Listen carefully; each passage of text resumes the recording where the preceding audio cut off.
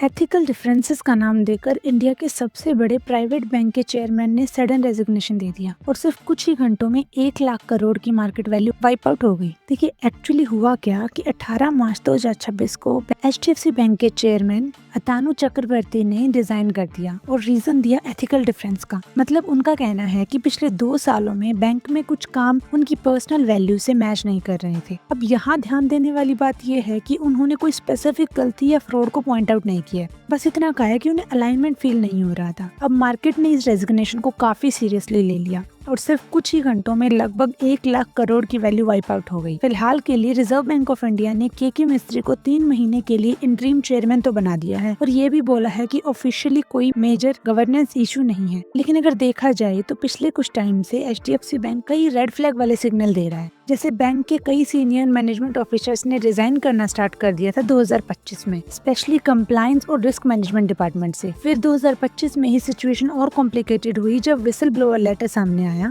जिसमें senior executive officers के conflict of interest और कुछ सस्पिशियस लोन प्रैक्टिसेस के एलिगेशंस लगे थे, जिनकी वजह से इंटरनल रिव्यू और रेगुलेटरी अटेंशन दोनों बढ़ गए थे। In fact reserve bank of India ने भी टाइम टू टाइम बैंक के गवर्नेंस फ्रेमवर्क को क्लोजली एग्जामिन किया एंड नाउ अतानु चक्रवर्ती ने अचानक रिजाइन कर दिया। तो नेचुरली लोगों का क्वेश्चन पूछना बनता है कि इंटरनली सब ठीक है या नहीं। वैसे तो RBI बैंक के साथ खड़ा है, लेकिन क्लैरिटी अभी भी पूरी नहीं है।